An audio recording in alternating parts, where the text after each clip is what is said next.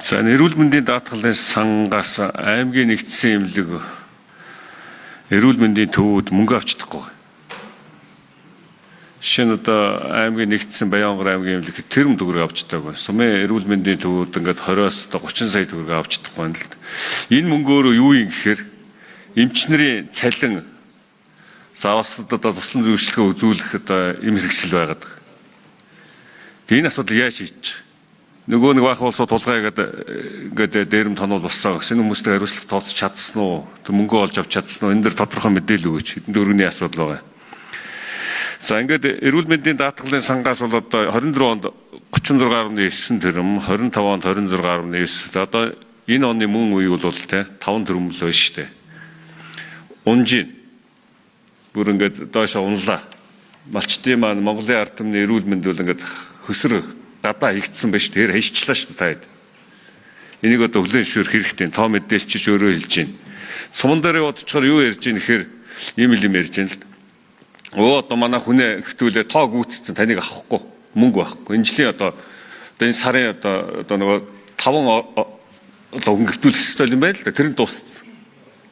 Мөнгө байхгүй. Энэ одоо юу гэсэн үг юм бэ? Энийг нь хариулж өгөөч. Ийм одоо салбарыг та нар одоо яаж одоо ийм байдал хүргэж юу? Энэ арга технологи хэлж өгөөч. За ингээд эрт илрүүлэг гэж байгаа зардал мөнгө муу байна гэдэг ингээд тий. Малчандаа хурж чадахгүй байна гэж. Гүшдээ аймагч нэгдсэн эмнэлэг эрүүл мэндийн төвүүд ингээд бүгдээрээ машин дэрэгдэн. Яагаад малчандаа хурж чадахгүй вэ? Би өөрөө энийг яагаад хэлээд байгаа гэхээр би өөрөө бас аймаг өдөрж ийсэн үнэлтэй. Та нар аймгийн засаг даргантай гэрээ байгуулдаг тий. Энэ ихтэлрүүлэг энэ дээр мөнгө зарцуулдаг шүү дээ. Мөнгө байгаа шүү дээ. Яагаад нэгэ зарцуулахгүй вэ? За ингээд нийт Монголын ард түмэн тэр тусаа малчин энэ иргэдийн маань эрүүл мэндийн мэдээллийн бааз одоо бүрдсэн үү? Ер нь одоо ийм байна уу та нарт? Уул нь бид нэр тэг бүх хүмүүсээ үзчихэд эрүүл мэндийн одоо яг нэг ийм одоо өвчтэй юм байна. Эсвэл ийм одоо зовиртой юм байна. Энд нь зориулаад ийм эмчилгээ явуулнага төлгөө гаргаад энэ аймаг орон нутгийн эрүүл мэндийн байгууллагууд ажиллаж явах хэрэгтэй уул нь бол. За энэ талын одоо бас одоо илрүүлэг хийдэг. Тэгээ энэ дээр одоо яг тэр мэдээллийн баазаа одоо бүрдүүлж чадсан уу? Энэ дээр төлгөө гаргаж ажиллаж чадж гин үү? За аймгийн засаг дарга яг одоо ямар гэрээ байгуулдیں۔ Та хэдтэй тий 40%-аас дээш нь гаргана гэж гэрээ байгуулд юм уу? 60, 70, 80% хүргэнэ гэж байгуулд юм уу? Нийт иргэдийнхээ эрүүл мэндийн үзлэг онцлог хийх гэж шүү дээ. За энэ дээр нь хариулт өгч. За дараагийнх нь хор тавдар одоо ер нь өмнөх оноосоо тий бүр 2-3 жилийн одоо өмнөх оноосоо өнөөдрийн за эрүүл мэндийн яам хариулъя.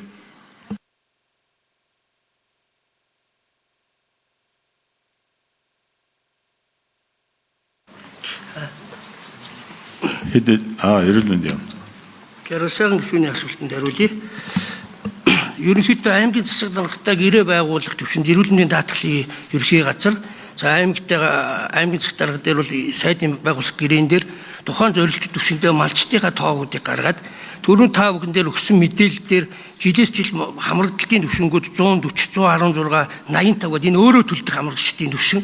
Энэ зорилттой бүлгээ яаж гаргадаг вэ гэхээр тухайн аймагт байгуулж байгаа гэрээн дээр зорилттой бүлгээсээ тэтгэврүүд болон бусад чиглэл рүү шилжсэн одоо малчтынхаа тоог хасаад аймаг болон өөр зорилтуудыг тавиад ингээ гэрээ байгуулж байгаа. Гэхдээ гэрээний хэрэгжилт маань өөрөө сайн дураараа төлнө гэж байгаа учраас малчтын өөрсдийнх нь одоо мэдлэг одоо хандлагаасаа шалтгаалсан байдал бол нэмэгдэхгүй байгаа юм шиг хандлага бол харагдаж байгаа. За өмнөх жилүүдэд 25 он дээр бол эрүүл мэндийн даатгалын ерхий газраас бол төсвийн хуульттайгаа холбогдолтой болон бусад чиглэлийн холбогдолтойгоор бол хатуу энэ одоо буюу архаг төлөвлөгөөт зочин гэсэн хэлбэрийн хязгаарлалтайгаар явсан.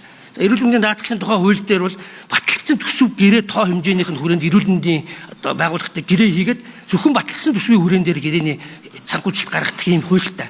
Тэгэхээр эрүүл мэндийн даатгал дээр та бүхэн дээр өмнөх нөгөө юунууд дээр явжсэн нүүн дээр 2024 оноос шилжиж ирсэн 318.6 тэрбум төгрөгийн өр 2025 оны төсөв дээр шууд нөлөөлсөн. Өөрөөр хэлэх юм бол бид нар 2025 он зарцуулах мөнгнөөс 218 тэрбумын өрөө барагдуулсан. Тэгээ энэ чиглэлийн хүрээнд байсан учраас энэ гэрээд байсан учраас бид нар ийм хатуу квототойгоор явж исэн. Тэгээ оны төгсгөлтөөр бол засгийн газраас авсан бодлогын арга хэмжээний үеийн үр дүнд эрүүл мэндийн даатгалын сангийн санхүүжилт үр төлбөрийн ажлыг ийм сайжруулах ажлын хэсэг байгуулагдаж ажиллаад Энэ хүрээндээ бод бид нар оны төгсгөл дээр 198 тэрбум төгрөгийн он шилжсэн өөрийг гаргасан.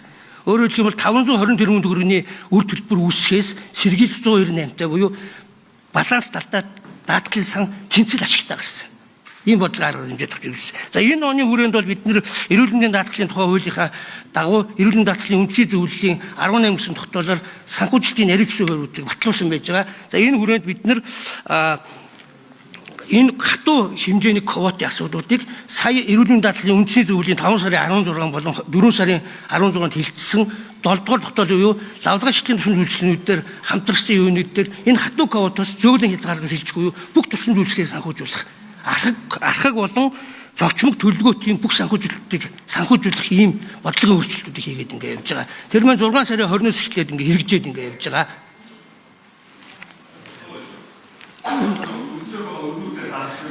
За гүйцээж хариулъя. За оны төгсгөлд эрүүл мэндийн даатгалын сан 198.3 тэрбум төгрөгийн өртөө гарсан. За юу эрүүл мэндийн байгууллагуудыг төлөх өртөө юм өглөө эрүүл мэндийн байгууллага авлагатай байсан. Саяын 6 сарын байдлаар бол бүрэн барагдвал дууссан. Манай эрүүл мэндийн сайд бас яг барагдуулсан гэдгийг бол хэлээ явсан байж байгаа. Таны түрүүний асуусан асуултын чиглэлийн хүрээнд бол эхний 5 сарын байдлаар хянагдсан түвшингүүдээр 89.1 тэрбум төгрөгийн гэрээнээс давсан гүйцэтгэл гарсан. За энийг бол эрүүл мэндийн сайд одоо шийдээд эрүүл мэндийн даатгалын ерхий газраас ингээ барагдуулаад аваад явахаар ингээд ажиллаж байгаа. Энэ таны энэ өгсөн мэдээлэл дээр 116 мянган малчин дотроос даатгалын тусламж авсан хүмүүсийг тоон дээр 5 тэрбум төгрөгийн үйлчлэгээ гэсэн байж. Тэгэхээр төрөний 190 мянга чинь болохоор 2.3 сая миний хэлдэг 800 тэрбум дотор вакцины дүнд явж байгаа учраас ялгаж гарах боломжгүй 190 мянган малчид байж байгаа. 116 мянган болохоор өөрөө хариуцсан төлдөг буюу төрөний манай тэнцвүүлгэн дотор явсан дүү ингэж хоёр өөр сатгаж ойлгох.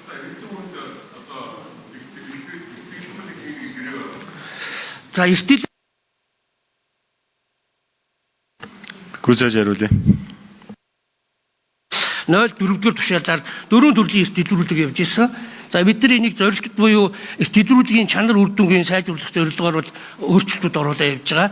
За өмнө нь насны бүлгээр явж исэн. За энэ насны бүлгийнхаа түвшингүүдийг хор тавдар руу чиглүүлсэн 6 төрлийн хор тавлын эрт илрүүлэг хийхээр эрүүл мэндийн даатгалын үндсийн зөвлөлөөс тогтоолын юунд 20 тэрбум төгрөгийг өрчсөн байдлаар суулгаа явж байгаа. Ер нь бол 9 сард бид нар тогтоолд өөрчлөлт оруулах сайдын тушаалд өөрчлөлт оруулаад зорилтод буюу яг илрүүлэх тийм чиглэл рүүгээ хор тавдрын чиглэлээр одоо илэгний, ходоодны, умаан, хөх одоогоор эхлээгүй байгаа. Илрүүлэг маань 9 сард эхлэхээр байж байгаа.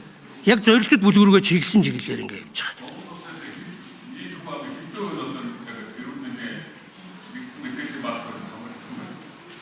Нэгдсэн мэдээллийн санд бол эрүүл мэндийн даатгалын сангийн өнгөрсөн жилийн гүйцэтгэлээр нийт хамрагдал 93.2% байж байгаа. Тэгэхээр манай эрүүл мэндийн даатгалын сан бол бүрэн захимжсан байж байгаа. Тэгэхээр